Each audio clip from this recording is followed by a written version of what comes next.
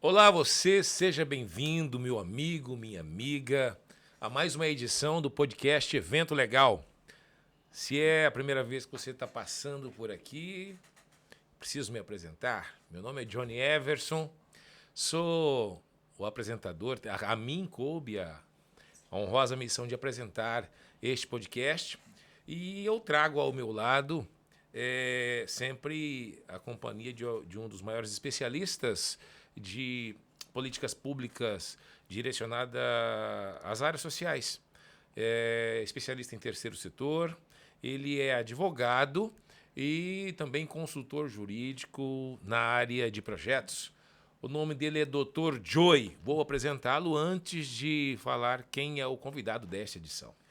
É isso aí, Johnny, nossos telespectadores Tele? e É internet áudio espectadores. telespectadores, todos que nos ouvem pelos streamings, a todos que nos assistem pelos canais do YouTube, pela plataforma Estado Amanhã, pelo canal da cordemato.org.br. Sejam bem-vindos, é sempre um prazer dividir essa mesa de debate, de discussão, de compartilhamento de conteúdo, trazendo, especialmente nesse podcast, evento cultural, circuito cultural, evento legal, né? Quase não sai. Mas trazendo as pessoas que têm essa árdua missão de fazer cultura, de levar arte, de levar um pouco de entretenimento, mas com muito profissionalismo à sociedade. E debater as dificuldades que esse mercado apresenta, mostrar para a sociedade que não é só festa, que é um mercado que movimenta e muito a economia, é um mercado que gera emprego direto e indireto, além de acalentar os nossos corações e proporcionar momentos de alegria com as músicas, com a arte como um todo. Então é sempre um prazer para mim, enquanto consultor, enquanto advogado, enquanto professor universitário, poder debater esses assuntos que, com certeza, contribuem muito para a sociedade. É isso aí, Joey. Obrigado aí pela contribuição já na abertura. E como eu disse, o convidado de hoje você conhece. Ele tem quase 30 anos de sucesso na música mato-grossense e brasileira. Embora tenha menos de 30 anos de idade. Porque ele começou a cantar no útero, digamos. Praticamente. E só que você não sabe ainda, aliás, sobre esses 30 anos de sucesso na música no Brasil, quem vai falar, vai contar um pouco de sua história, mas você também não sabe que, além de artista, de músico, ele é empresário, né, no setor de eventos, e ele também empreendedor, ele é gestor de instituição do terceiro setor. Aliás, uma instituição que eles fundaram para gerenciar as ações culturais, as ações sociais que a sua carreira de músico, de artista renomado, permitiu que eles tivessem condições de fazer. Ele preside o Instituto SBX e o nome dele é Tiago Ferreira, mais conhecido como Tiago do Sambaxé, a quem eu passo a palavra. Olá, meus amigos. É sempre uma honra estar com vocês, né? E aqui pela primeira vez, um evento legal, nesse circuito maravilhoso. Obrigado mesmo. Realização da Cor de Mato, uma instituição que eu tenho grande carinho, grande respeito por vocês. Estamos aí, prontos para servir o nosso estado do Mato Grosso e o Brasil, né? Ó, Tiago, obrigado pela deferência. E é uma honra para a Cor de Mato ter instituições como a SBX, como integrante, como filiada, né, como associada nessa central das organizações que se propõe a Cor de Mato, enquanto think tank, enquanto aglutinadora de conhecimento, de pesquisas, de estudos, para que possa compartilhar entre os seus pares, né? Mas, assim, mais honra ainda para mim, como músico, artista, cantor também, tê-lo aqui nesse podcast, porque aí a gente se identifica, aliás, mais do que se identificar, a gente realiza um desejo assim de saber um pouco mais de pessoas que a gente cresceu admirando. E aí eu não falo como ser humano simplesmente porque eu sou mais velho que você, mas musicalmente você é mais antigo que eu, talvez, digamos, vamos usar essa expressão. Quando eu resolvi ser artista profissional, você já era um grande sucesso. E é esse Thiago, por enquanto, que eu queria que você falasse um pouco dele. Quem é esse Thiago que encontrou na música uma forma de ser mais feliz e também de fazer outras pessoas mais felizes? Como é que começou isso? Então, Johnny, eu comecei na música com 13 anos, né? Com 13 Garoto. Garoto, né? Com 13 para 14 anos, eu comecei de uma maneira inusitada, né? Porque eu sou professor de arte marcial, né? Ah, essa parte eu não sabia. Então, Sério? sou de Kung Fu, né? Olha, rapaz. Do estilo Wing Chun, que é o Grande Mestre. Não sei se vocês já assistiram aquele filme. Sim, eu Grande... lembro. Que o cara. Esse grande mestre era que o cara mexia os braços e virava uma luz ao redor dele? Não, Esse aí é o... esse era outro. Quem é o Doutor mestre? Estranho. Não. Tinha um filme que era um moreno. Que ele Quem é o mestre? Quem é o mestre? Esse? Show. Década de 80 ainda. Uai. Que aparava bala no dente, né? Exatamente. Pô, desculpa, velho. Mas a gente não pode perder. Então, aí eu nunca imaginei, já com 13 anos eu estava saindo já dessa fase de academia, né, que eu gostava muito, mas eu tinha um barzinho lá de casa que o pessoal ficava tocando violão ali e eu parava de jogar bola com a gurizada, falei, rapaz, eu tenho que tocar esse violão, mas ninguém tinha paciência, né, para ensinar, minha mãe não tinha dinheiro nem para comprar o violão, muito menos para pagar uma aula. E aí, quando dava aqueles intervalos, eu ficava ali pegando e tal, aí pegando violão, o pessoal me expulsava. Coisa de guri, né? E um dia eu encontrei um senhor de idade, já com 80 e poucos anos, de manhã, e ele ficava me olhando, aquela vontade. E ele falou, olha, se você eu vou te ensinar 3 acordes, se você aprender a tocar e cantar até o final do dia, eu vou te ensinar a tocar violão. Caramba. Então aí eu falei, meu Deus, como eu falei, só que é o seguinte, vai atrás de um violão, aí eu saí procurando igual um doido, achei um trovador, corda de aço, dessa altura. E aí levei para ele, ele me passou os 3 acordes e afinou o violão. E passei o dia todo ensaiando, tocar essa música. A música é o Pé de Cedro. Pé de cedro. Olha a música que ele me pediu para cantar. Os acordes eram Lá, Mi, Ré? Não, Dó mesmo, Dó, Sol, Fá, que era mais alto aí ainda. Você já começou numa pestana de cara. Já comecei com uma pestana. Então imagina o sofrimento que não foi, o dedo sangrar. Ah, e o violão corda de aço. Trovador, né? lá em 2 dedos de folga. Mas a vontade era maior, né? Então... E aí eu passei o dia todo, tal, não consegui falar com ele no mesmo dia, mas no dia seguinte, de manhã, eu fui, toquei e cantei para ele. Quando eu toquei e cantei, ele ficou emocionado, porque ele falou, rapaz, eu estava brincando com você. Eu queria só ver a sua reação aqui tocando, tipo assim, se matando na minha frente, que eu ia te ensinar de qualquer jeito. Não, você chegou, tocou e cantou a música. Então você realmente tem um talento, eu não imaginava isso. Aí depois desse dia ele resolveu me ensinar, só que uma semana depois ele morreu.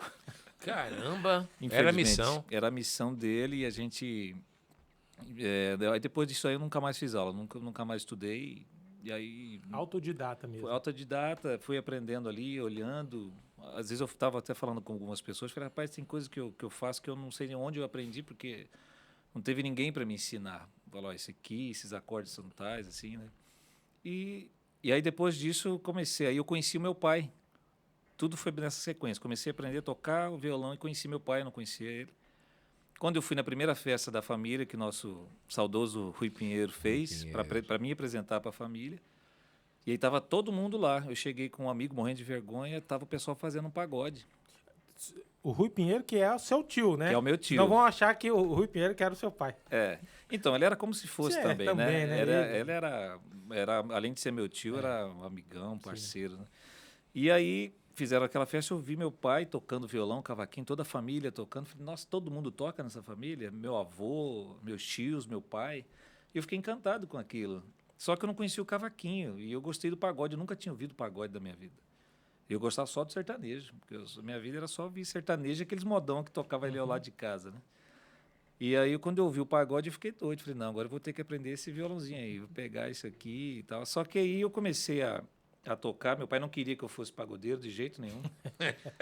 Não, escondia o cavaquinho de mim. E eu estava querendo no início, né? Aí eu ficava tocando escondido dentro do banheiro, o método do Tupanzinho. Aí eu fiquei aprendendo ali. E aí eu comecei a acompanhá-lo no show. Já com 14 anos eu comecei a acompanhar.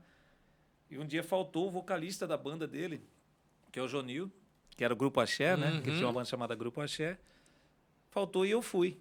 Nessa eu tava ali junto, falei, e agora, lotado, um show lá no Araés, com Caçulas do Samba, que já era sucesso na época. Aí Cuiabá Samba Show. E eu doido para cantar, e meu pai, não, você não vai cantar, não vai. E os componentes falaram, deixa ele cantar, e você nunca ouviu, ele canta bem. E eu louco, né? Já fui, peguei o microfone e cantei, e nunca mais saí. E fiquei na banda. Caramba, Aí já fiquei como ali- vocalista ou... Não, aí fiquei como só tocando cavaquinho, aí o vocalista voltou. Só que eles eram corretores de imóveis e tal, não tinham o intuito de seguir uma vida profissional, né? E eu queria mais. Era diversão para eles. Para né? eles era, mas para mim já estava se tornando uma coisa mais séria, que eu queria, né? E eu não me via fazendo outra coisa. Eu falei, não, eu tenho que cantar. E eu já não queria mais saber de academia, de jogar bola, de nada. Eu falei, não, eu quero isso para minha vida. E aí foi quando eu encontrei meus amigos lá na rua de casa, que aí a gente começou a montar um grupinho ali e tal. Eu, Vinícius e o Rafael, nós três. Aí a gente começou a tocar, a mãe dele comprou os instrumentos para eles. Aí nesse caso eu já tinha, porque eu tinha tocado 5 noites de carnaval para ganhar meu primeiro cavaquinho. Então ralei, sangrei e tal, mas consegui meu cavaquinho. E aí eu já tinha meu instrumento para a gente começar. Quando a gente montou a banda, nós começamos aí inventando o nome, né? Aí daqui, dali, foi chegando mais gente. Aí veio Macalé, aí veio Paulinho, aí veio aí começou a vir uma galera, veio 12 na época. Só que os nomes não davam certo, nem o nome batia. Um dia nós se inscrevemos na casa do amigo nosso. Somos assim. Aí o pai do menino escreveu lá, veados. Ué, nada contra, né?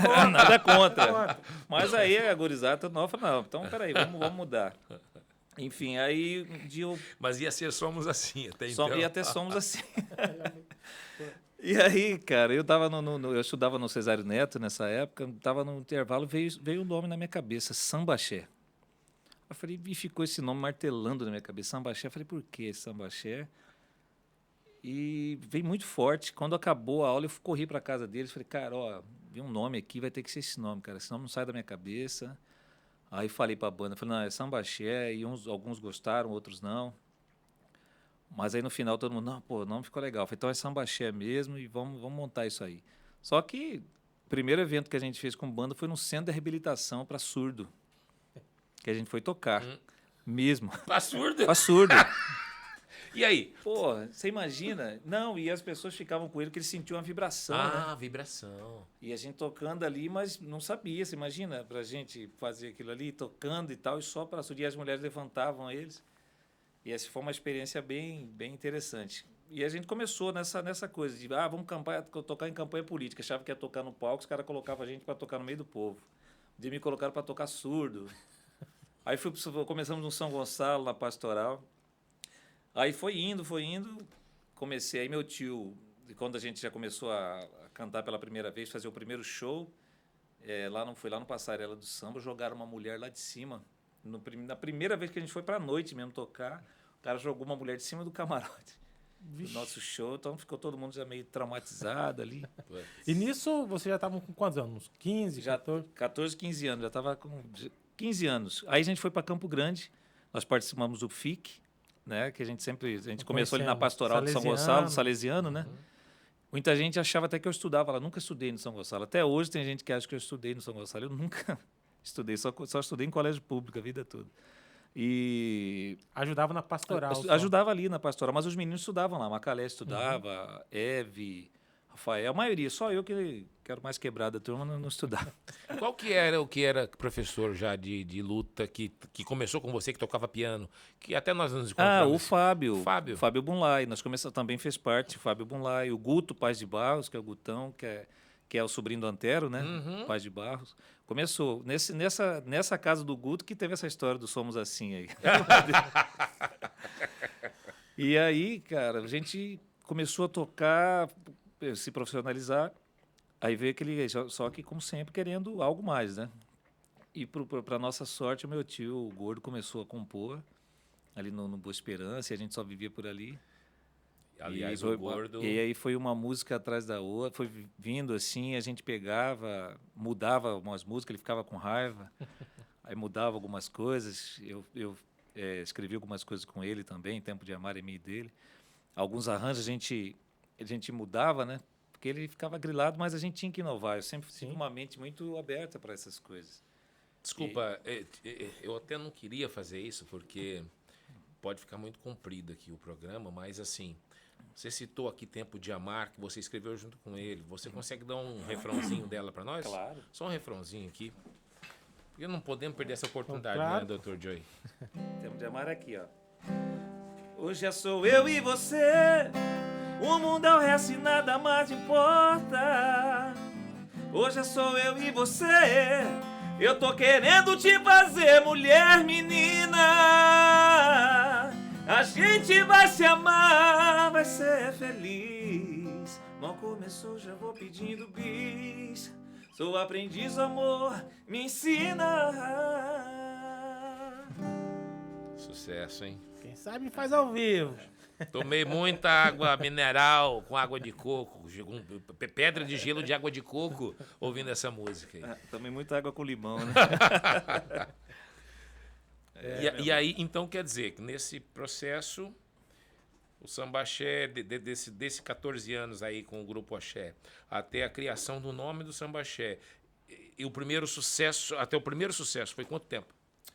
Da criação foram 4 anos, né? Até o primeiro sucesso. Então você fez sucesso com 18 anos de idade. 18 anos nós já estávamos com Um Beijo Não Sorri nas rádios. Estourada. Porque eu cheguei um dia, eu estava no... Meu pai era solteiro na época, e a gente saía muito à noite, nos pagodes da vida, né? Um dia nós chegamos em casa, 4 da manhã, eu vi o meu tio encostado, assim, eles moravam juntos na época, também era solteiro.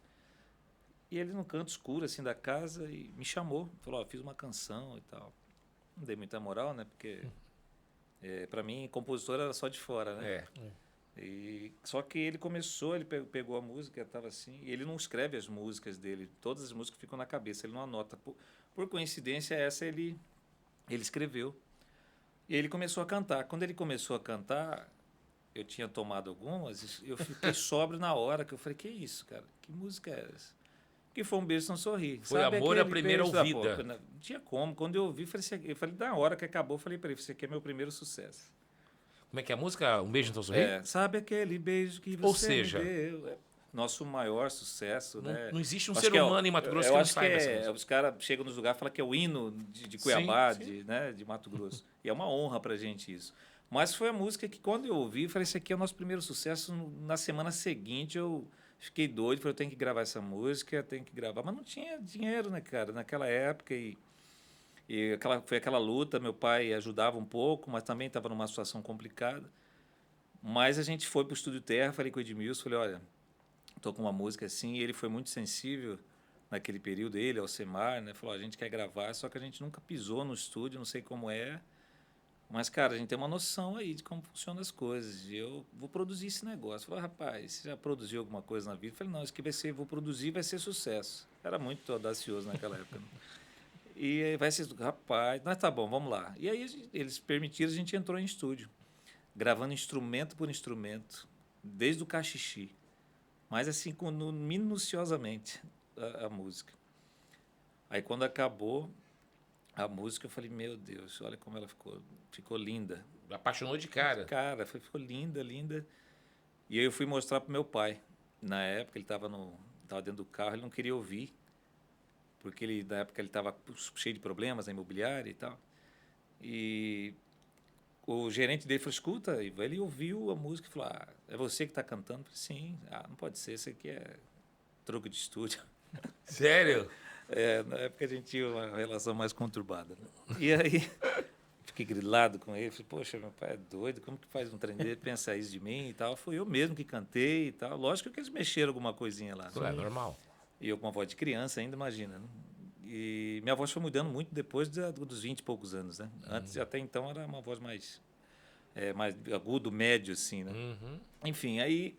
Um dia a gente fazendo um show lá na rua, da minha casa, tinha umas 5.000 pessoas, meu pai estava em frente ao palco. Ali, sentado com minhas irmãs ali. Quando ele ouviu, acabou o show, foi lá atrás e falou, pô, rapaz, você tem empresário? Eu falei, não, Falei, então, a partir de hoje, você só vai cantar, eu que vou cuidar da sua carreira. Sério. E aí falei, pô, que bom, show. E aí, cara, depois que meu pai assumiu, meu pai é um grande administrador e um grande marqueteiro, né? Ele pegou aquele CD, meu amigo, e aí a gente começou a rodar começou aqui em Cuiabá e começamos a rodar. Meu pai não podia ver um lugar parado que ele já abriu o capô do carro e botava o CD para tocar. Então, aí era todo lugar, assim, nós viajávamos para Rondonópolis, chegava lá, os caras não queriam tocar, depois ficava amigo da gente. E foi uma luta, porque na época não tinha a tecnologia que tem hoje. A gente tinha que ir em loco mesmo, tinha que viajar e levar em mãos e convencer o cara que o produto era bom. E era difícil. Mas depois também que a música pegou, virou uma febre, né? A gente está falando de 98. 98. 98. Bem quando eu comecei. 98 lançou, foi um estouro, assim, foi uma coisa fora do normal. Aí eu, abusado demais, falei, agora tem que lançar na altura. Como eu vou lançar uma música nesse mesmo nível? Aí veio o Tempo de Amar. Caramba, hein? E aí veio logo quando ele estava fazendo, onde que eu entrei na Tempo de Amar? Ele fazia até uma parte e não tinha o refrão. A música acabava. Eu falei para ele, olha, essa música está faltando refrão. E aí foi onde eu entrei com a música. Hoje é só eu e você, no mundo é o resto e nada mais importa. E, cara, depois que ela entrou também, foi outra pancada. Aí nós empolgamos. Mas Deus estava abençoando demais, né? Porque Rapaz, mandou só disco inteiro. uma música mais linda que a outra. Então, quando as pessoas falavam, eu lembro até hoje, os diretores de rádio falavam, agora você não lança, não é possível que você lançou uma mais bonita que essa. Falei, rapaz, agora aí que você se engana, agora vem outra porrada, aí vem um lance para durar. Tô bem demais, tô com você. Falei, agora não vem mais, agora vem conselho. Se você quer namorar dois. Aí vinha Maria, não vou negar. Então era uma porrada atrás da outra. Amor perdoa. Dizem pra eu não me desesperar. Brinde ao amor. E hoje só namorar. Então estourou 9 músicas de um disco com 12 músicas. Caramba. Do mesmo disco. Do mesmo disco. Você ia gravando música por música e levando no rádio? Ou você fechou um CD e foi no rádio... E aí o rádio falava, não tem outra no CD. E você falava, não tem, pode tocar tal. Como é que foi isso? Foi assim, depois que a gente gravou a segunda música, gravamos Um Beijo, Sem Sorrir, estourou, aí gravamos Tempo de Amar, foi um sucesso. Depois que a gente conseguiu fazer esse sucesso, falei, agora a gente vai ter que gravar um disco. Mas é aquela coisa, tinha um sucesso, estava bem, mas não tinha ainda o recurso. Foi onde a gente entrou na Secretaria de Cultura na época. Meu pai apresentou um projeto, acho que pelo PROAC, acredito eu. E conseguiu 25 mil na época para a gente gravar o disco. Isso já era Isso já era em 99. 99. Quando a gente conseguiu o recurso, a gente gravou o disco naquele período. Aí a gente conseguiu gravar o disco. Depois que ficou pronto, aí já estava sucesso, era mais fácil, porque a gente já tinha um nome, já estava com 2 sucessos, já era conhecido, já estava fazendo Viva Seu Bairro, programa de televisão toda semana, então não parava, né? Aí a coisa explodiu quando a gente resolveu lançar o nosso primeiro CD. E eu falei, não, vou gravar, nós vamos lançar na UFMT. Olha que loucura, 10 mil pessoas. Era só o Sambaxé, Pacu Atômico, que era a banda do Rubão, e a banda Strauss, se eu não me engano. Não, Capital, era Tribos da Capital. Tribos da Capital. Marcela Mangabeira. Marcela Mangabeira, aquela galera, 4 línguas. Sim. Porque a gente vivia ali, né? A gente fazia o Curral, Gota d'Água. Todos esses eventos eram um sucesso, né, com a gente, né? Graças a Deus. Eu acho que tem muita coisa ainda que a gente pode falar sobre o Sambaxé, que até eu não sabia, e olha que nós somos amigos há mais de 20 anos e parceiros, inclusive, de vários projetos e negócios que nós realizamos nesses 20 anos. Mas, assim, eu acho que está na hora da gente aproveitar o gancho que você nos deu sobre o patrocínio do Estado, da verba pública, para um artista local de muita qualidade que merecia, de fato, o incentivo do Estado, do poder público, que foi esse aporte de R$25 mil para vocês gravarem o CD de vocês e, dessa maneira, o povo matogrossense e brasileiro, em várias regiões do país, inclusive, conhecerem esse trabalho, né? Então, você acha que... Como você analisa a importância do dinheiro público, do dinheiro, na verdade, do cidadão, né, que é o tributo do cidadão que vai para o Poder Executivo, e esse Poder Executivo administra esse dinheiro do cidadão? Se você tivesse que de avaliar a importância desse dinheiro do contribuinte ser usado também para o investimento na área cultural, na área musical? Em que pontos você justificaria essa importância do dinheiro público na área cultural? Em quais aspectos? Não, é porque o artista precisa de um incentivo para começar a carreira, ou então não, porque o povo precisa ouvir o bom trabalho que os artistas, que com seu talento têm, e às vezes ele não consegue levantar sozinho esse dinheiro, então o Estado tem que entrar contribuindo. Ah, não, porque esse tipo de atividade gera muito emprego e muita renda para as pessoas, é uma profissão como outra qualquer, que precisa ser respeitada e valorizada. Enfim, qual ponto de políticas públicas você atribuiria maior importância, ou quais pontos, Tiago? Por que eu pergunto isso para você dessa maneira tão detalhada? Porque, para quem não sabe, o Tiago, além de artista, ele é especialista em políticas públicas, tendo passado, inclusive, pelo Ministério da Agricultura, como assessor especial durante a gestão do nosso maior representante do agronegócio mundial, né? do ministro Blairo Maggi, enquanto ministro da Agricultura, secretário executivo Elmar Novak.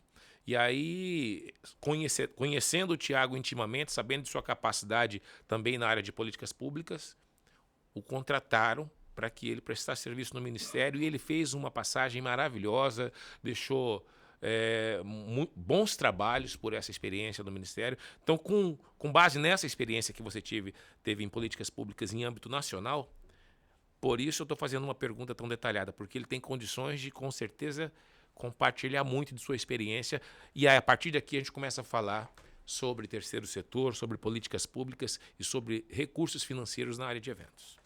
John, acho que é uma somatória de tudo que você falou. Eu acho que contribui para todos os aspectos.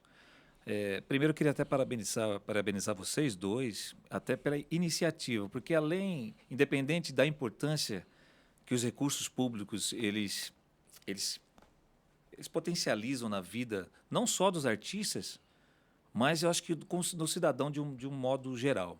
Mas o que eu acho bastante interessante é o conhecimento, que muitas entidades, muitas pessoas físicas também, muitos profissionais dessa área não sabem onde eles conseguiriam buscar esses recursos, que são muitos, né? Uhum.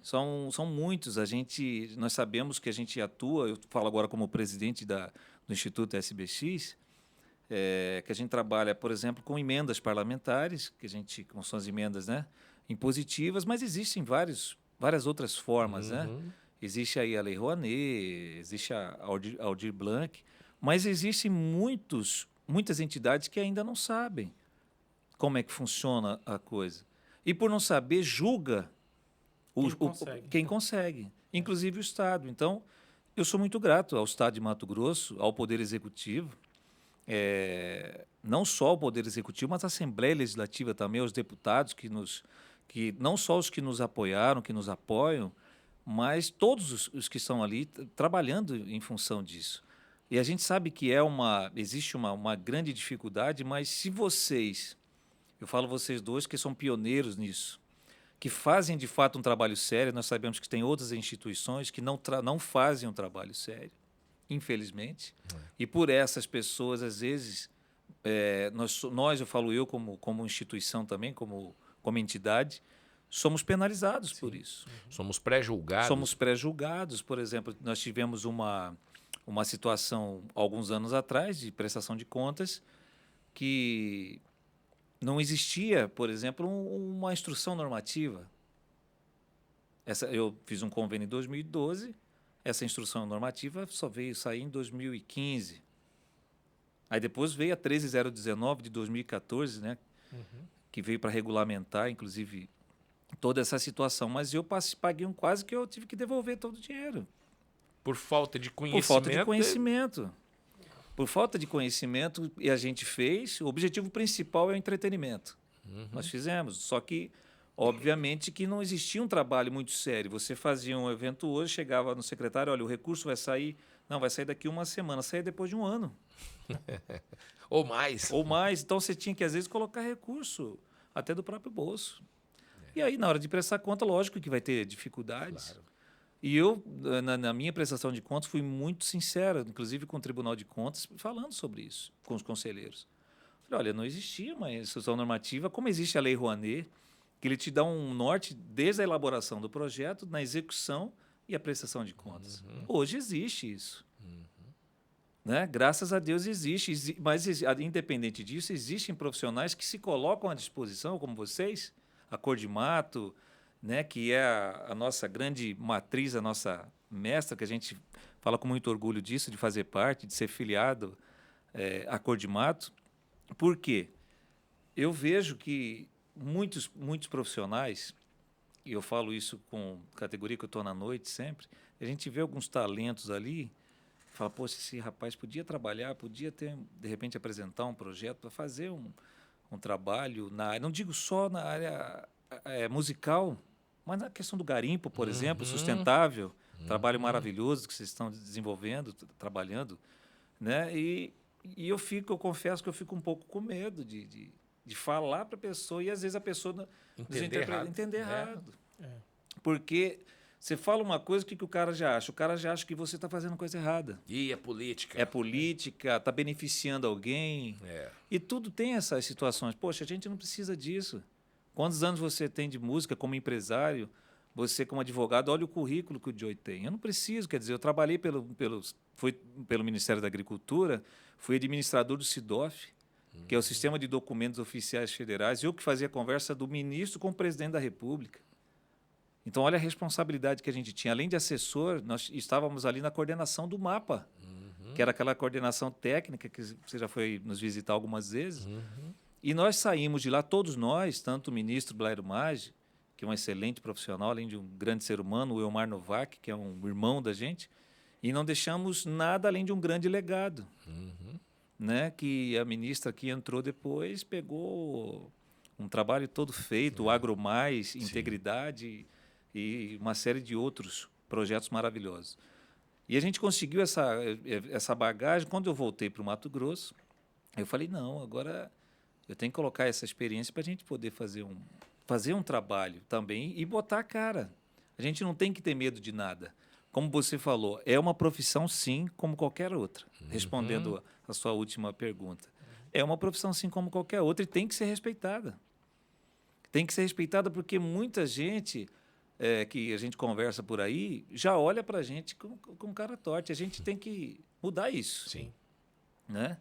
Então, eu acho assim, que é de grande importância e eu fico muito feliz de saber que existem entidades que procuram, que vêm querer aprender, como é o nosso caso. A gente vem aprendendo muito com vocês e estamos com um projeto, graças a Deus, maravilhoso, que é a gravação do nosso DVD. Já vou aproveitar aqui. Então, por favor, que dá é um gancho. Que é o Sambaxé para o Brasil, né? Daqui uns dias vai ser a gravação, né? Vai ser daqui uns dias. Tá chegando o dia aí. Esse nome é fantástico, né? É fantástico. Sambaxé para o Brasil. Aliás, já quer... Puxa o saco dele, tio. O Joey nome bom, né? O Joey que batizou, né? Esse nome é fantástico. Sambaxé para o Brasil. O Brasil é duplo sentido. Quer dizer, o Sambaxé que já alegrou, embalou tantos relacionamentos, tantos casais que estavam envergonhados, um em puxar assunto com o outro, chamar para dançar e não sabia como fazer. Entrou aquela música, Um Beijo, Então Sorri, aí o menino falou, não, eu preciso tirar essa menina para dançar 1, 2 para lá e 2 para cá. E daquilo ali, o cara formou a família dele. Hoje é pai, hoje tem sua família e tem a sua felicidade. E a felicidade de ter um lar graças ao embalo musical do Sambaxé lá na década de 90 para 2000 e até hoje, né? Então, a importância da música, né? Para embalar sentimentos. Então, além do para o Brasil, no sentido do Sambaxé, ir para o Brasil, se tornar mais conhecido no Brasil inteiro, levando a nossa cultura, né, de Mato Grosso para o Brasil, tem também o sentido de Sambaxé para o Brasil, ou seja, está todo mundo aqui na loucura, no cansaço, naquele mundo conturbado, de repente vem o Sambaxé e toca a sua melodia, sua harmonia, sua música, sua mensagem, e o Brasil para contemplar e bater palma porque merece. Em nome de pé. Jesus. Amém. E é isso, cara. Assim, o Sambaxé, o nosso objetivo é esse. É alegrar a vida das pessoas, né? É fazer exatamente isso daí. Quando eu vou ouvir, alguns compositores estão mandando muitas músicas, né? Porque a gravação vai ser dia 28 Agora, agora dia de 28, setembro, né? No Bar da Lagoa. E está todo mundo convidado, tá? A gente vai estar divulgando aí nas nossas redes sociais certinho, vai ser lista, convidado. Tiago, aliás, o Tiago tá falando isso aí, é tudo da boca para fora, porque lá o espaço cabe o quê? Umas 1000 pessoas no máximo. É, por aí. Então, olha só, né? Tá todo mundo convidado e eu vou chegar lá, não é assim. Não, é todo mundo que se inscrever, né? Se inscrever. É. Aqui embaixo aqui do vídeo, Tiago, vamos deixar um link. Vamos deixar um link do Instituto SBX, vamos já colocar Tá. tanto do nosso Instagram quanto do nosso site. institutosbx. Rapaz, agora, Como é que é isso? Agora eu não sei não, porque é complicado. Vamos deixar aí. Mas no site vai ter? No site vai então, ter. o Instituto SBX tem site? Tem site. Instituto Só SBX. não lembro o nome. Faz de Mas conta. vou pegar aqui. Espera aí. Vê aí. Quando Eu a coisa... acho que é .com.br. Acho que não é não, é um trem meio cabuloso. Olha só, é institutosbx.wixsite.com/institutosbx. É muito conversa, grande. não tem. Por isso tem que deixar o link. Cadê meu óculos? Lê aí. Preciso pôr óculos até para escutar um trem desse, eu tenho que pôr óculos. Falei pro Paulinho, vamos alterar isso aí que é muito complicado esse trem. institutosbx.wixsite.com/institutosbx. É isso aí. Você sabe o que significa isso? Ele não quis pagar aquela taxa para tirar o wiki-site do domínio, para ficar só institutosbx.com.br, mão de vaca miserável, entendeu? Eu que eu pedi o patrocínio do Johnny, estou aguardando resposta. Mas ó, enquanto ele não abre a mão, tá rico já, rapaz. Deus te ouça. Tá aqui escrito, não precisa nem decorar, pessoal. Tá aqui embaixo aqui do vídeo. Se você estiver assistindo no Instagram, os cortes pela rede social, ou pelo YouTube da Cor de Mato, Estado da Manhã, ou pela multiplataforma Estado da Manhã, enfim, tem vários canais. Onde quer que esteja assistindo, aqui embaixo tem um link, você clica em cima, se inscreva, porque a fila vai ser grande. Eu vou ser bem sincero, só aqui nos estúdios da Cor de Mato, a gente tem um grupo de pessoas, pelo menos umas 10, 15 pessoas que trabalham diariamente, e todos falaram, olha, eu e meus familiares queremos ir. Então, só aqui já vai umas 50 pessoas. Já até pedi para o Tiago oficialmente para reservar 50 vagas, já vamos começar a preencher aqui. Então, de fato, deve estar esgotando, está chegando o dia 28 aí. Se inscreva. Já está registrado aqui no podcast. Já está registrado. Então, é isso aí. Tiago, então, a importância do aporte do recurso público, você bem detalhou aí e tal. Eu queria que o Joey falasse do ponto de vista da gestão desse recurso público. Acho que você tocou num ponto importante, Tiago. Existe ainda muitas críticas, ou muitas pessoas que criticam, especialmente as entidades, as instituições que conseguem acessar o recurso público. E às vezes, as críticas no sentido de que consegue porque favorece alguém. Eu não consigo. Eu acho que... E aí, sim, ver qual é a sua opinião. Se isso está muito mais numa questão de se capacitar, porque, de fato, não basta ter uma boa ideia, tem que ter bons projetos também, né? E a gente percebe que tem muita gente que cria muito, faz arte, faz cultura, mas que na hora de falar, não, vou transformar isso num projeto... E não é só pegar um papel e escrever uma ideia, tem que ter todo um contexto, né? Isso parte de um conhecimento, de uma capacitação. Você sente que hoje, e trazendo mais uma vez a sua experiência lá em Brasília, hoje a informação, o conhecimento, ela está mais acessível, é mais fácil de conseguir saber como fazer para acessar esses recursos? O que você percebe dessa realidade do mercado? Olha, eu vejo o seguinte, a minha opinião ficou mais fácil por conta das capacitações. Mas as capacitações, por exemplo, o poder público, principalmente o executivo, eles não têm condições de estar passando para todo mundo essas informações. Tá passando, então não é todo mundo que vai ter acesso a esse tipo de conhecimento. Por exemplo, o Johnny, ele... Está há mais de 20 anos nisso, né? Vocês dois, né? Mas eu falo de onde que ele foi presidente do conselho e para aprender tudo que sabe teve que estar lá dentro. Ou seja, essas informações de ir para lá e entender que a secretaria, por exemplo, estou falando do estado de Mato Grosso, a CECEL não é só não era só o PROAC antigo, nem sei se existe mais, existe agora mais, não existe não mais, existe, né? O PROAC é um edital para pessoas físicas. Era. Então, e na época todo mundo aqui de fora achava que só existia isso lá. Uhum.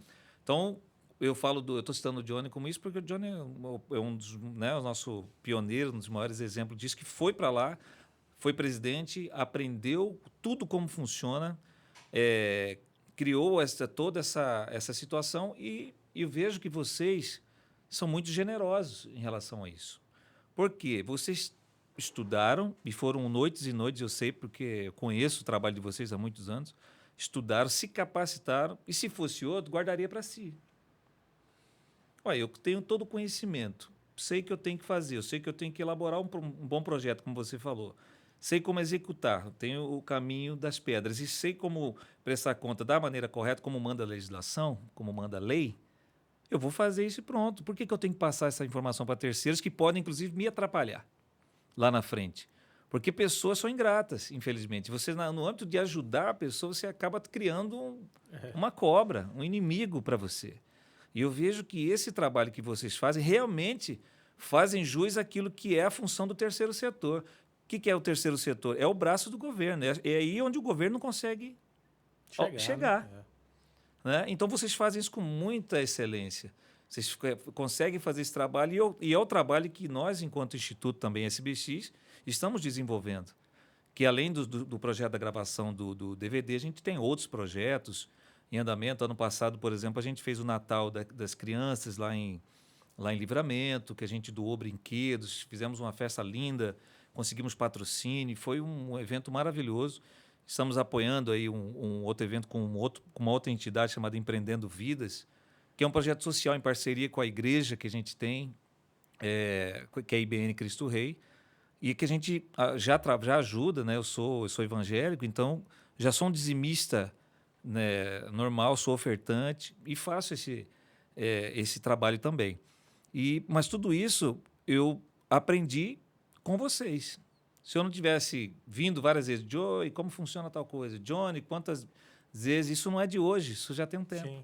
Então, assim, respondendo a sua pergunta de forma objetiva, eu acho que o que falta para as pessoas no estado, eu falo no Brasil, mas aqui no Mato Grosso, é a capacitação, é o interesse pelo conhecimento. Eu acho que se você tem um interesse em aprender, o conhecimento é tudo. Primeiro que ninguém toma. Tira. Né? Então, se você tem esse interesse, acabou. Por exemplo, eu fui resolver me interessar por isso depois. Hoje eu sou pós-graduado em gestão pública. Uhum. Né? Pouca gente sabe disso. Então, assim, eu estudei e fui atrás também para aprender muitas coisas. Quando eu achei que minha vida na música não teria mais tanta importância, eu falei assim, não, agora então eu tenho que buscar outros caminhos. Então, hoje eu sou corretor de imóveis também, tenho imobiliária e trabalho também com essas coisas. Então, foi bom porque eu fui aprender outras coisas. Fui abrir minha mente para novos conhecimentos, né? O direito, Sim. minha família são de advogados. Tem um tio que é desembargador, até mandou um abraço para ele, meu tio Luiz Ferreira. Grande que é Luiz nosso... Ferreira, é o branco, né? não, Luiz Ferreira. Luiz Ferreira é o desembargador, é o mais velho. Branco é advogado, que é presidente do Tribunal de Ética hoje lá da OAB. E especialista em recuperação. E recuperação judicial, um grande parceiraço. Um abraço, que nós conhecemos da época nossa, lá 20 anos atrás, da turnê Samba Country. Ele era vizinho de sala nosso, né? Isso, exatamente. O Antônio. Lá no escritório, da Rui Pinheiro Imóveis. Isso aí. E é legal também dizer que conforme a gente vai aprendendo, a gente vai replicando essas informações também, né? E vai ajudando outros e no final cria aí uma rede. Cria uma rede. De gente que trabalha sério, que se preocupa em fazer e fazer bem feito, né? E é importante, assim, a preocupação que... É que as pessoas não conhecem os bastidores, né? Acha que, como você falou, acha que é tudo que é só festa, né? E não é só festa.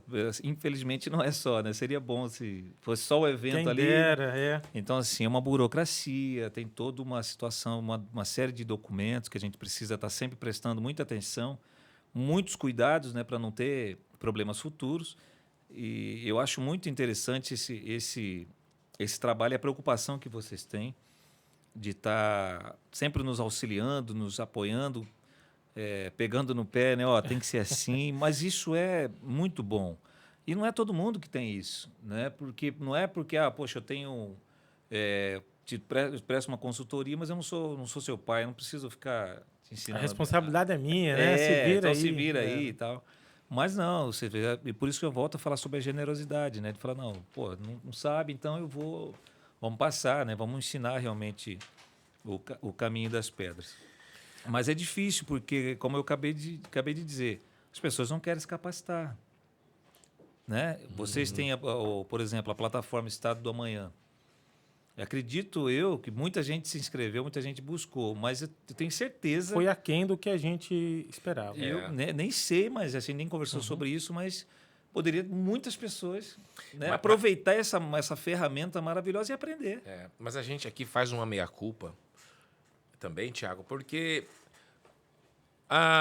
o sistema de ensino brasileiro, ele não tem como obrigar, ou melhor, abrir a cabeça do cidadão e falar, bicho, isso aqui é para você, é para o seu crescimento, é por uma garantia de um futuro melhor para você. Então, assim, é difícil. E eu sou a prova disso. Eu, quando era adolescente, como eu falei, meu pai, do pouco que ele podia fazer por nós, ele investiu 100% em estudos. Nós não tínhamos noção do que aquilo representava. Ia na escola, eu dormia na aula, eu bagunçava na aula. Eu pensava em música o tempo inteiro. Tudo bem, eu vivo, graças à música, eu sou o que eu sou hoje. Mas eu podia ter estudado mais. E eu só entendo isso hoje. Então é difícil também para a gente criticar essa gurizada mais jovem, ou mesmo as pessoas que, mesmo com mais idade, ainda não entenderam a importância do conhecimento, né? Aí é onde eu quero chegar. Nós aqui na Consultores e nós, Cordimato, eu me sinto também parte da Cordimato por termos fundado ela há muitos anos, a gente está pesquisando ainda a chave, sabe? Para poder entrar no cérebro das pessoas. Falar, bicho, oi, esse aqui é para você. Então, às vezes o erro é nosso. Eu acho que o que nós produzimos de conteúdo no primeiro ciclo da Estado do Amanhã foi algo pensado para quem já tem um costume de estudar, aí já sabe a importância de buscar o conhecimento. Você foi lá, assistiu algumas videoaulas, fez alguns cursos. Você já está no outro, não que seja melhor que ninguém, mas você já está no outro nível, entende a importância, tem um grau intelectual. Só que a grande maioria dos que trabalham no terceiro setor, e não são menores do que ninguém, mas são trabalhadores do terceiro setor que sabem do seu talento, do trabalho que eles prestam, mas ainda não compreenderam que se a gente está pagando um preço alto pela criminalização de um setor, como se fosse um setor irresponsável, ineficiente, que gasta dinheiro ou que até se corrompe e tal, é porque a gente mesmo não se profissionalizou o suficiente para executar o serviço e para mostrar para a sociedade o serviço que nós estamos fazendo. Fala, sociedade, não fala mal da gente, não. A gente está fazendo um serviço aqui que transformou a realidade social de uma comunidade carente, de um setor profissional que não tinha condições de sobrevivência, com dignidade. Então, quer dizer, nós precisamos qualificar o nosso trabalho para que a sociedade reconheça o que a gente faz. Exatamente, mas assim, sem querer te cortar, mas já te cortando... Eu concordo contigo, mas eu falo assim, não são todas as entidades que são formadas por artistas, né? Como é o nosso caso. Eu falo de todas as áreas sociais, não só de artistas. Mas eu falo assim, começar pela parte artística e outras entidades, inclusive de outros segmentos, porque eu vejo assim, quando você cria um negócio, um modelo de negócio, o que eu vejo? Um artista, poxa, o que o artista precisa além do talento para crescer? Ele precisa de investimento. Mas investidor não é fácil. Entendeu? Onde que você consegue, a vontade que você tem de ter o seu trabalho reconhecido, você tem que ir atrás do poder público. E para você, já que você tem tanta vontade, só que não sabe como, estuda. Exatamente. Porque é muito mais fácil, ao invés de você cair na mão de um investidor e ficar amarrado com ele a vida toda... Ou ficar de longe só criticando. Exatamente. Vai estudar. Procura, existem ferramentas que não existiam antes de vocês. Porque nem o legislativo, nem o executivo consegue prestar esse serviço. Não consegue. Não por má vontade, mas porque não tem braço para isso. Não tem braço. E também, não teria motivo de existir o terceiro setor, que é exatamente essa função. Você me permite só uma introdução, no bom sentido? Claro. Não como o pai do membro do Sambaxé lá no começo, que inteirou a frase do nome da banda lá para sacanear. Não, no meu caso a introdução é no bom sentido. Queria mandar um abraço especial ao presidente José Carlos Novelli, né, Joey? Esse é o nome do presidente? Exatamente. Da atual gestão do Tribunal de Contas do Estado de Mato Grosso, que recentemente assinou um contrato com a DNA Compliance, que é a empresa de consultoria que você também é cliente. Sim. E a partir desse contrato, o TCE passa a levar capacitação sobre gestão, sobre prestação de contas de parcerias para os municípios de Mato Grosso. Que maravilha. Notícia boa, hein? E o professor é o Dr. Joey, quem ministrará essas aulas, e eu carregarei a pasta dele durante essas aulas aí. Então, assim, eu não sei nem se eu poderia explicitar isso, mas como é uma ação do poder público e a gente dá aula sobre transparência, eu acho que nada mais transparente do que trazer essa boa nova, inclusive aqui de maneira inédita durante esse nosso podcast. Mas é uma excelente notícia. Exatamente. Acho que tem que ser realmente divulgado, e é uma honra, né? Para nós, parceiros, clientes, né? Olha só. Por exemplo, eu tenho lá o Maurício, né, que é o secretário de Finanças lá do TCE, que é meu primo, né? Que é nosso primo. Minha irmã está lá no Tribunal de Contas agora, também no jurídico, inclusive com o Novelli lá. Olha aí. E é uma honra para a gente fazer parte. Eu tenho um carinho muito especial, né, pelo Tribunal de Contas, porque eu acho que é um trabalho muito bem feito, muito sério que eles fazem realmente. Eu tive essa oportunidade de mostrar, como eu falei no passado, né, a injustiça que estava sendo feita, inclusive por um ex-secretário que tentou nos prejudicar no passado de forma leviana, mas a justiça foi feita, graças a Deus. E eu fico muito feliz, viu? Parabéns. É uma responsabilidade, né? É uma responsabilidade. Se estiver precisando de motorista...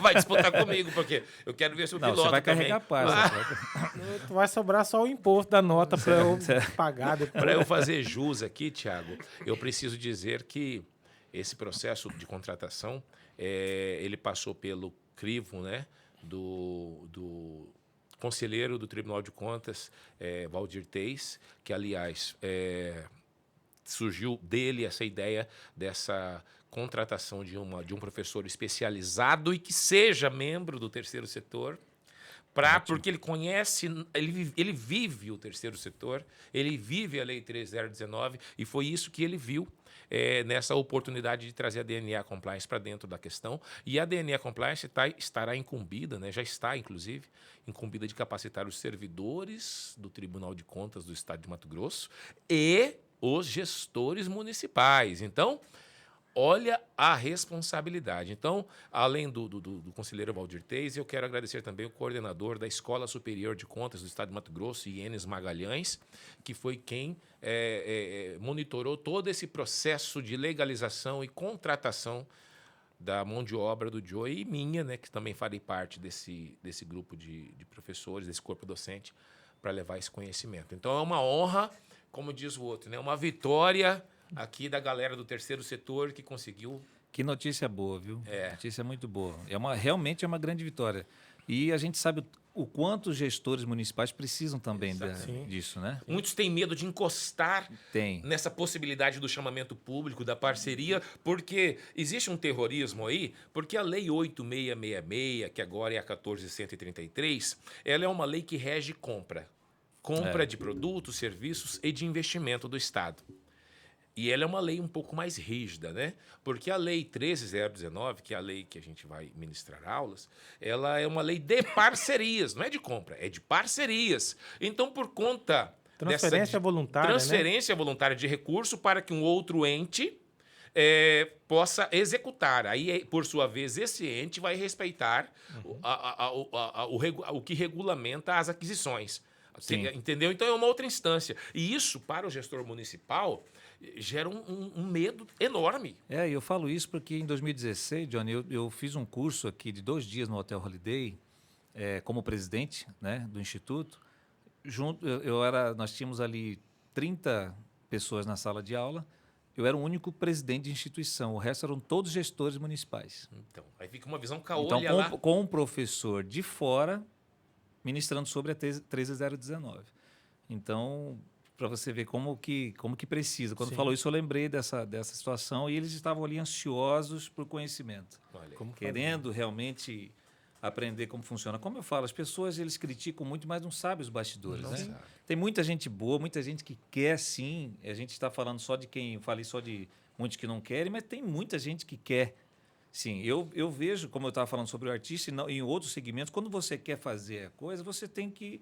E não adianta querer ficar brigando e criticando quem consegue, como o Dr. Joey falou. É. Eu acho que você tem que, primeiro, antes de tudo, vai procurar informações, vai estudar, vai procurar ter conhecimento. Depois do conhecimento, você vai criar sua rede de contatos e vai, né, fazer o que precisa ser feito. E um complemento a essa fala é destacar que não é só o poder público que tem recurso para aportar em boas instituições. Bons projetos, em né? Bons projetos. Aliás, instituições, empresas multinacionais, instituições financeiras, às vezes o dinheiro volta porque não tem projeto. Não existe projeto. As pessoas não apresentam. Exatamente. E quando apresenta projetos. Hoje não existem bons projetos, né, que têm a capacidade, né? Sim, e veja, quando a gente fala bons projetos, às vezes a iniciativa é excelente do ponto de vista social, é uma ação que vai ajudar uma comunidade, um grupo vulnerável, mas o projeto ele não tem uma planilha clara no aspecto Não tem financeiro, coesão. não tem métrica para que quem está aportando o recurso possa verificar depois se aquelas metas foram Atingidas, alcançadas. Termo de referência. Entendeu? Então, né? às vezes, você prevê ali algo que é inatingível. Eu vou construir um terreno na Lua. Ó, então, eu acho que isso tudo faz parte para entender a importância de se fazer um bom projeto, que não é só ter uma boa ideia, não basta apenas ser um grande artista. E aqui, até, a título de exemplo, a Secretaria de Cultura, a CCL, lançou agora, do ano passado para cá, projetos durante a Lei Aldir Blanc. Teve muito artista que não teve, artista renomado, que tem uma vida com a cultura, especialmente a cultura aqui da Baixada Cuiabana, do rasqueado, do próprio sertanejo, lambadão, não conseguiu aprovar, não ter o seu projeto selecionado, porque o projeto não é que ele não seja um bom artista, mas do ponto de vista técnico, o projeto Não estava... soube apresentar, né? O objeto é bom, mas ele não respeitou os pontos Os mínimos, requisitos, os né? requisitos mínimos de informação. Mas é isso que eu tô tentando dizer. Antes dele apresentar por conta própria uma coisa que ele não sabe, Sim. ou seja, às escuras, né? Sim. Ele poderia ter buscado conhecimento profissionais capacitados para fazer isso. Então, às vezes, a pessoa não quer porque não quer pagar uma consultoria, alguém que faz, sabe como fazer, ele prefere fazer por conta própria. Aí, a hora que não faz, não consegue e fica com raiva de quem está fazendo a coisa acontecer. E diga-se de passagem, a internet, ela permite hoje o acesso a muita informação. Muita informação. A gente pode falar aqui com tranquilidade, porque em alguns editais a gente fez live, a gente preparou curso, a própria plataforma Estado da Manhã disponibilizou sobre o edital Movimentar. Eu acompanhei, eu vi todas as coisas que iam acontecer. Vocês estavam saindo sempre na frente, mostrando, fazendo live. A própria secretaria com seus servidores fizeram live, capacitaram, tinha um canal para tirar dúvidas. Ou seja, não basta reclamar, tem que fazer a sua parte de se capacitar. E para quem acha que a gente, de um dia para a noite, de fato, acordou e falou, não, vou mexer com a consultoria para terceiro setor, são 20 anos MBA, viajando de 15 em 15 dias para Brasília, pós-graduação, especialização. Eu hoje estou presidente da comissão da UAB, foi uma luta para conseguir que eles confiassem a criação dessa comissão. E hoje a gente ainda continua buscando conhecimento. Eu estou num período de mestrado que está puxando bastante. É uma outra realidade para quem vem de uma graduação.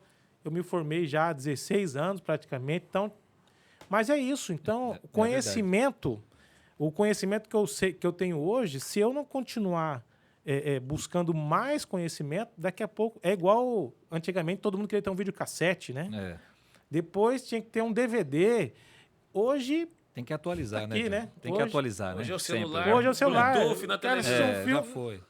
Nem com Wi-Fi aqui você conecta, joga o filme do celular na televisão. Eu recentemente, Joey, eu tive lá no Vale do Sicílio, mais conhecido como Vale do Silício. E lá, bicho, já se fala.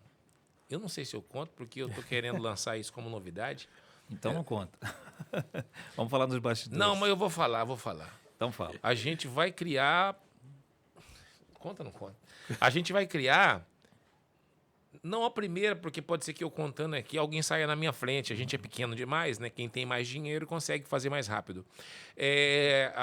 Uma das primeiras universidades do terceiro setor no metaverso. Que show. Que boa No ideia. metaverso. Porque o que aconteceu? O EAD se tornou uma atividade cansativa, né? Porque o mundo virtual está sobrecarregado.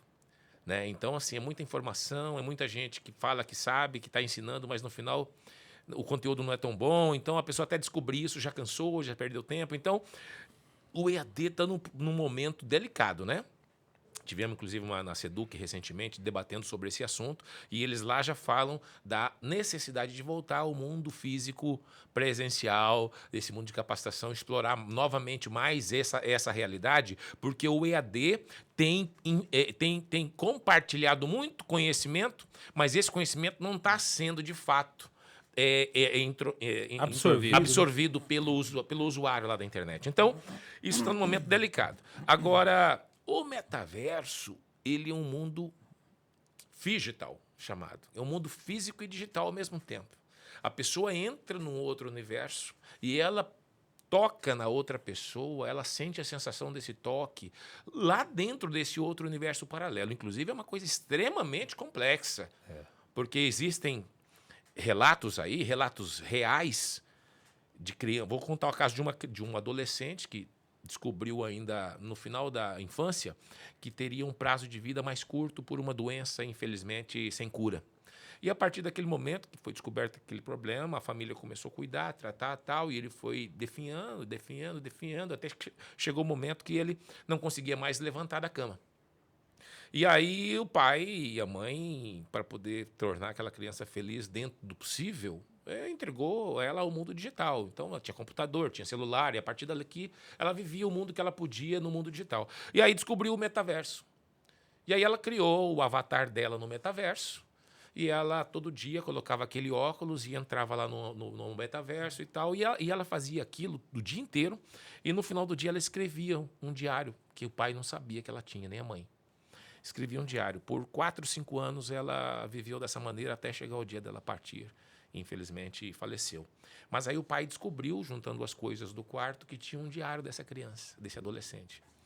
E no diário ele dizia que ele redescobriu a felicidade porque lá no metaverso ele era perfeito. Ele conseguia se levantar, jogar futebol com os amigos, jogar voleibol.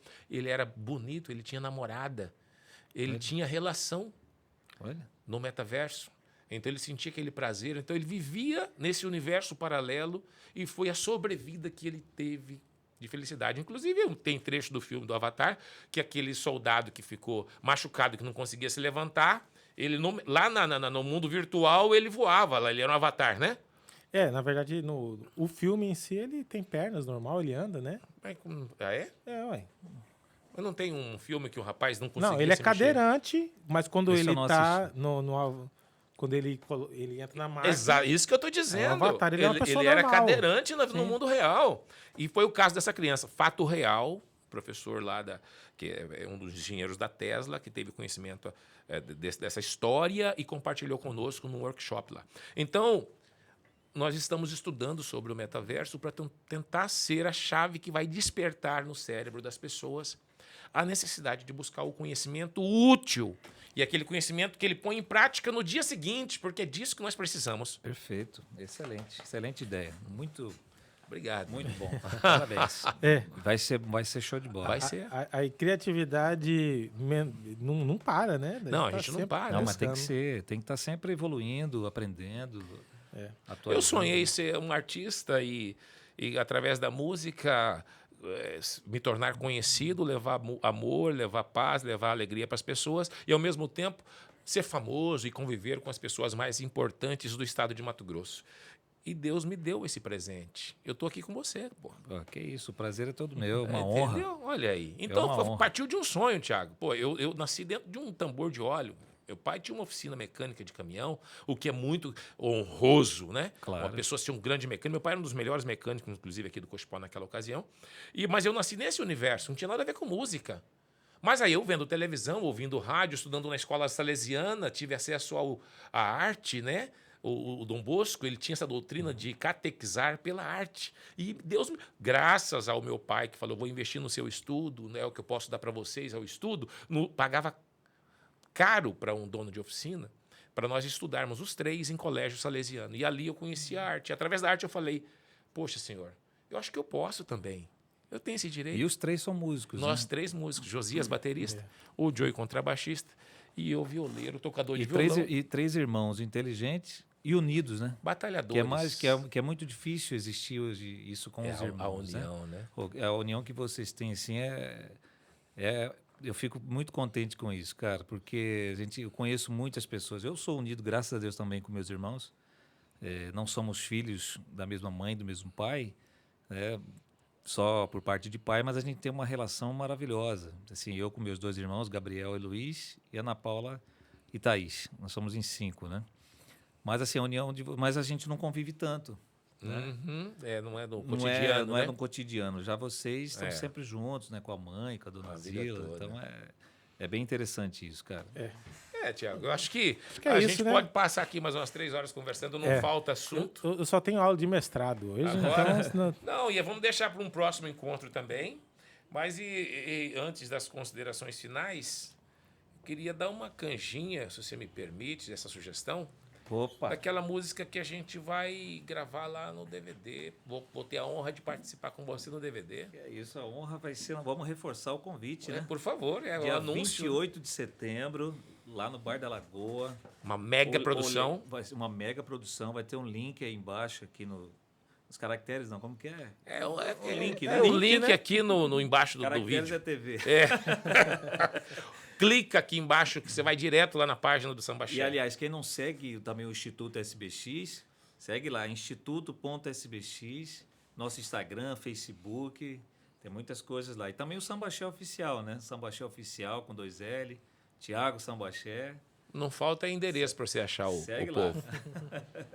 Cara, eu fico muito contente por esse bate-papo nosso aqui. Eu acho que a gente tem uma oportunidade de esclarecer muitas coisas, né? De ajudar de alguma forma, né? Quem está nos assistindo. Com certeza. E é muito prazeroso isso. Muito, muito obrigado mesmo pelo convite. Joey? Eu acho que é isso. A gente tem reiterado em todos os nossos podcasts a importância de compartilhar conhecimento. Sim. Né? Eu acho que foi mais um podcast que reforçou essa mensagem para quem nos assiste, para quem nos ouve. E eu acho que a bola está no seu pé. É um verbo de ação, agir. Uhum. Exatamente. Eu acho que ficar reclamando das dificuldades. Uma outra mensagem, o mercado está carente de mão de obra qualificada, com muitos empreendedores, especialmente do segmento da cultura, as empresas. Nós tivemos aqui já grandes empresários de eventos e eles todos estão dizendo a mesma coisa. Se tivessem mais 10 equipes, era mais 10 serviços que estavam fechando, porque tem equipamento, tem estrutura, mas falta mão de obra. Então, capacite-se. A informação ela está ao alcance das mãos, se não na plataforma Estado da Manhã, que já é ali que está passando, inclusive, reforçando, está passando por um momento de transição para trazer melhorias, uma nova tecnologia. Mais uns dias estará já no ar. Mas, sim, além da plataforma, existem inúmeras outras instituições que capacitam. Busque. Não adianta reclamar se não for atrás. Então, um abraço a você que nos acompanha. Continue acompanhando. Thiago, obrigado. É sempre um prazer estar contigo. A gente conhece sua história. Continue nessa luta. Você representa muito bem a arte e a cultura de Mato Grosso. Eu tenho certeza que esse projeto vai levar a cultura de Mato Grosso, através do Samba Axé, que é realmente referência para nós, para o Brasil. Então, tem a nossa torcida, meu irmão. Amém, meu irmão. Obrigado, viu? Tamo junto. É isso aí, Thiago. Também quero agradecer, mas antes eu quero dizer que O Circuito Cultural é evento legal, do qual o podcast Evento Legal faz parte, né, do plano de trabalho, exatamente no objetivo de dar mais transparência às coisas que estão sendo feitas e, além disso, de capacitar ainda mais os responsáveis pelas execuções dos projetos que compõem, que integram esse circuito cultural, e, ao mesmo tempo, dividir esse conhecimento de quem faz de verdade. Não de quem apenas, não seja importante o estudo acadêmico da área do cultural e na área dos eventos, mas esse estudo acadêmico, sem a prática, sem o agir, sem o fazer, ele perde muito. E você também deixa de adquirir conhecimento, porque na hora de fazer, você descobre muito mais coisas que as letras apenas não entregam. Então, o podcast faz parte de tudo isso e ele só existe porque o governo do estado de Mato Grosso, por meio da Secretaria de Estado de Cultura, Esporte e Lazer, acreditou, aprovou nossa proposta e tornou o nosso projeto realidade. Então, agradeço aí ao secretário de Estado de Cultura, Jefferson Neves, à secretária sistêmica, a Eliane Paula, também ao secretário de Cultura, Jean Moura, por acreditarem no nosso trabalho e patrocinarem, serem parceiros em cooperação mútua para que torne, de fato, a cultura mais acessível a todos. Vamos fechar esse programa de hoje de maneira especial, cantando a música que fará parte do DVD do Sambaxé, chamado Sambaxé para o Brasil, que será gravado agora, dia 28, no Bar... Como é que chama? Bar da Lagoa. Bar da Lagoa. Parque das Águas. Lá no Parque das Águas. Canta com a gente. Participação de Johnny Everson, hein? Opa! Agora é o samba e o sertanejo junto. É o Samba Country. Samba Country. Eu me enganei, agora eu sei que eu te amava. Nem percebi e quando eu vi não dava mais. Eu faria qualquer coisa pra você voltar atrás. Agora eu sei a falta que você me faz. Eu me enganei, agora eu sei que eu te amava. Não percebi e quando eu vi não dava mais. Eu faria qualquer coisa pra você voltar atrás. Agora eu sei a falta que você me faz. Uhul! Obrigado! Valeu, pessoal. Até a próxima. Obrigado.